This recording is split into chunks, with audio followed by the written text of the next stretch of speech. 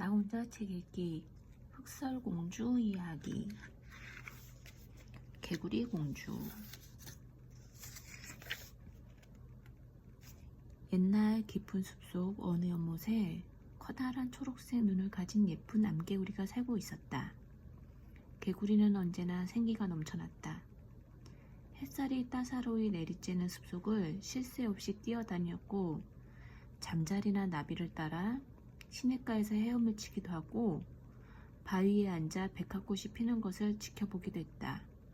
언제부터인가 그녀의 연못으로 한 왕자가 찾아오기 시작했다. 왕자는 언제나 한적한 호숫가 언덕 위에서 낚싯대를 들이운 채 골치 아픈 나란히를 잊으려는 듯 휴식을 취하곤 했다. 왕자의 낚시 솜씨는 그다지 훌륭하지 못해서 기껏해야 한두 마리의 물고기를 잡거나 하루 종일 아무것도 건져 올리지 못할 때도 많았다. 하지만 왕자는 그날의 수확물에는 전혀 관심이 없었다. 자연과 어울려 사색하는 것이 그의 유일한 목적인 듯했다. 왕자의 호수 나들이에는 항상 많은 신하와 시종들이 따라왔지만 그가 낚싯대를 들이고 생각에 잠겨있는 동안은 멀찌감치 떨어져 있어야 했다. 그런데 어느 날 초록색 개구리는 왕자가 낚싯대를 잡은 채 나무에 기대어 졸고 있는 것을 발견했다. 숨소리가 나직해 들렸다.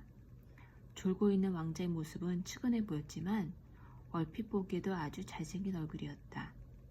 시간이 지날수록 개구리의 머릿속은 온통 왕자에 대한 생각으로 가득 찼다. 왕자가 올라만 손꼽아 기다렸고, 마침내 호숫가에 그의 모습이 나타나면 하루 종일 꼼짝도 하지 않고 왕자를 바라보았다. 어떻게 해야 왕자님 가까이 다가갈 수 있을까? 그분은 왕자님이고 나는 볼품없는 개구리일 뿐이니 어떻게 하면 좋을까? 왕자에게 다가가고픈 개구리의 열망은 날이 갈수록 커져갔다. 그녀는 공주와 결혼한 개구리 왕자 이야기를 떠올렸다. 동화 같은 그 이야기는 먼 조상 때부터 전해져 내려왔고, 어린 시절 그녀도 그 이야기를 들으며 자랐다. 그렇다면 개구리가 인간으로 변신하는 것이 그렇게 기적만은 아닐 거라는 생각이 들었다. 만약 요정이 도와주면 가능할지도 몰랐다. 요정은 몇십 리 떨어진 곳에 살고 있었다. 그곳은 아주 건조한 지역이어서 그만한 거리를 다녀오려면 탈수증의 위험을 감수해야만 했다. 개구리에게는 아주 심각한 문제가 아닐 수 없다. 그러나 왕자에 대한 사랑은 아무것도 막을 수 없었고, 그녀는 요정을 찾아 가기로 마음을 굳혔다. 비 오는 날 아침을 택해 그녀는 길을 떠났다. 비 덕분에 조금이라도 더 오래 몸의 수분을 유지할 수 있을 터였다. 그런데 불행하게도 비는 정오가 되기도 전에 그쳤고, 숲속의 습기도 점차 마르기 시작했다. 그녀는 몇 번이나 뛰는 것을 멈추고 축축한 이끼에 자신의 몸을 비벼댔다. 하지만 그 정도로 수분을 얻는다는 것은 역부족이었다.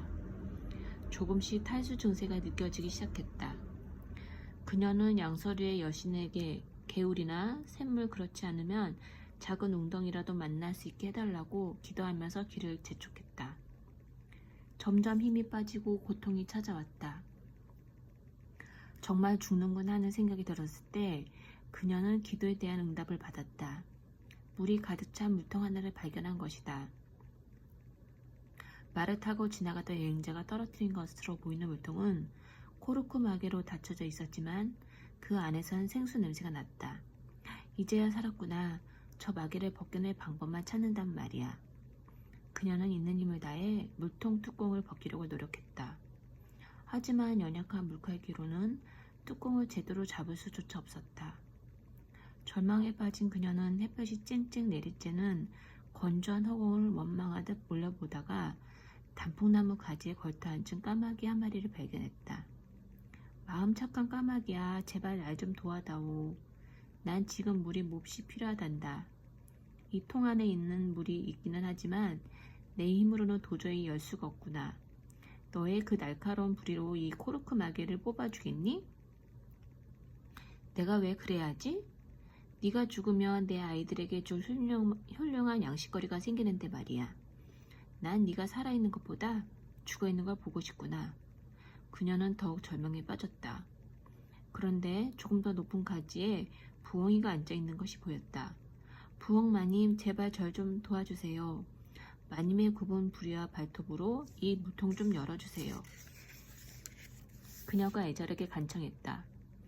그러나 부엉이도 관심 없다는 듯 깃털을 손질하면서 비아냥거렸다. 이제 조금만 더 기다리면 죽겠구나. 내 먹음직스러운 개구리야. 새들은 모두 먹을 것만 밝히는구나. 개구리는 혼자 중얼거렸다. 나 안 되겠어. 초식동물을 찾아봐야지. 그러자 그녀의 기원에 응답이라도 하듯 뿔이 달린 얼룩무늬 사슴이 뒤에서 다가오고 있었다. 고결하신 사슴님, 그녀는 기쁜 목소리로 외쳤다. 제발 도와주세요. 당신의 힘센 뿔로 이 무통의 마귀를 뽑아주실 수 없나요? 좋아요. 사슴은 발굽으로 물통을 붙였고 코르크 마개를 입으로 물어 뽑았다. 순간 물이 활칵 쏟아지면서 작은 웅덩이가 생겼다. 개구리는 재빨리 웅덩이에 폴덩 뛰어들었다. 고맙습니다. 정말 고맙습니다. 자비로우신 사슴님, 제 생명을 구해주신 은혜를 절대 잊지 않을게요. 별것도 아닌데 뭘. 사슴은 대수롭지 않다는 듯 대꾸했다. 제가 왕비가 되면 사슴 사냥을 영원히 금지하라는 법을 만들겠어요. 약속합니다. 사슴은 빙긋이 미소를 지었다. 그래, 내 머리에 둥근 뿔이 돋아 사냥이 될 때쯤이면 그렇게 되겠지. 행운을 빌어요, 미래의 왕비님. 사슴은 뿔을 치켜세우며 숲속으로 사라졌다. 기운을 되찾은 개구리는 요정의 집까지 무사히 도착했다. 요정의 집은 조개 껍데기와 수정과 옷의 영롱한 깃털로 장식되어 있었다. 요정은 깨끗한 빗물을 받아 은빛으로 빛나는 머리를 감고 있는 중이었다. 개구리는 목욕통에 우아하게 앉아있는 요정에게 찾아온 사연을 털어놓기 시작했다. 넌 뭔가 잘못 생각하고 있구나. 마른 폴립으로 만든 수건으로 머리를 말아 올리며 요정이 대답했다. 난 너무 늙었어. 그리고 이미 은퇴했는걸. 이젠 힘이 달려 요정들의 춤도 추지 못하고 달빛 환영도 받지 않는단다. 물론 맛을 변신도 하지 않지. 그러니 내 여동생인 산의 요정 마야에게 가보는 게 어떻겠니? 전 더 이상 산을 오를 수가 없어요. 개구리가 슬픔에 찬 목소리로 대답했다. 살아서 여기까지 온 것도 천만다행인걸요? 요정님이 절 도와주실 수 없다면 차라리 이 자리에서 죽는 게 나아요. 왕자님과 결혼할 수 없다면 전 절대 행복해질 수 없으니까요. 그래, 아무도 널 비난하지 못할 거다. 넌 분명히 꿈이 큰 아가씨니까. 만일 내가 옛날 도구를 꺼내서 아직도 내게 요술 능력이 남아있다는 것이 입증되면 넌 내게 어떻게 보답하겠느냐? 제가 할 수 있는 것이라면 무엇이든지요. 좋아. 그럼 만약 네가 왕비가 된다면 세상에서 가장 큰 다이아몬드를 찾아 저기 돌재단 위에 바치겠다고 약속하거라. 아무리 늙은 요정이라도 보석에 대한 애정은 버릴 수 없거든.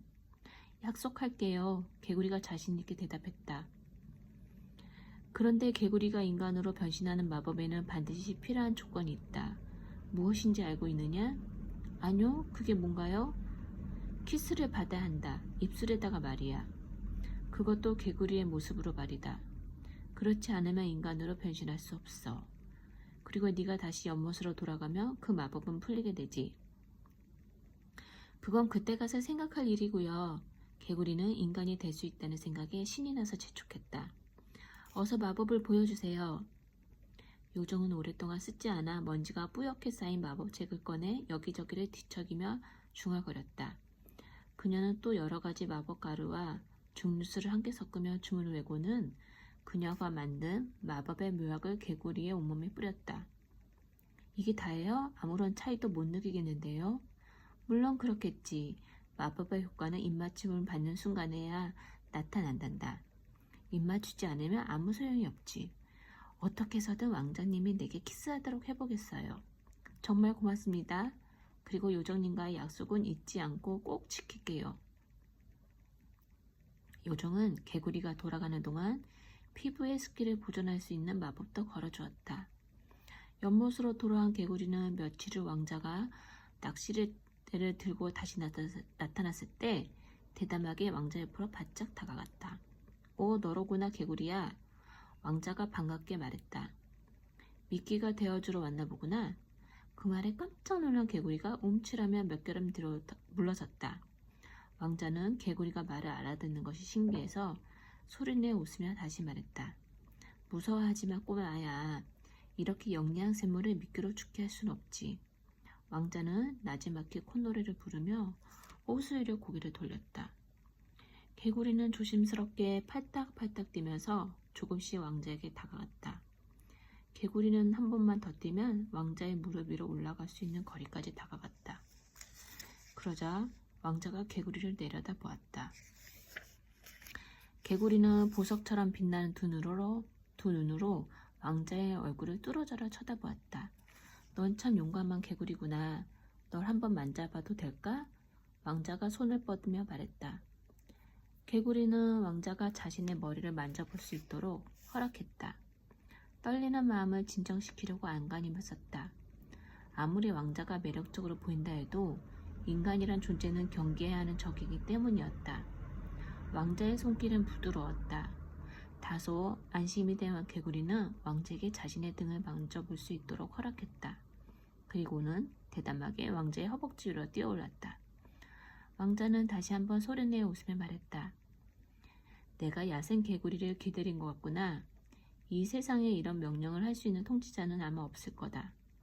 그 후 왕자가 호수에 올 때마다 개구리는 왕자의 무릎 위로 뛰어올라 낚시를 하는 왕자의 모습을 가까이에서 지켜보곤 했다. 왕자도 차츰 개구리가 기다려지기 시작했다. 만날 때마다 그들은 호숫가에 나란히 앉아 왕자는 이따금씩 입질하는 물고기를 낚고 개구리는 날아드는 파리를 잡아먹곤 했다. 개구리는 자신의 변신이 하루빨리 이루어지기를 간절히 소망했다. 하지만 왕자는 좀처럼 입맞춤하지 않았다.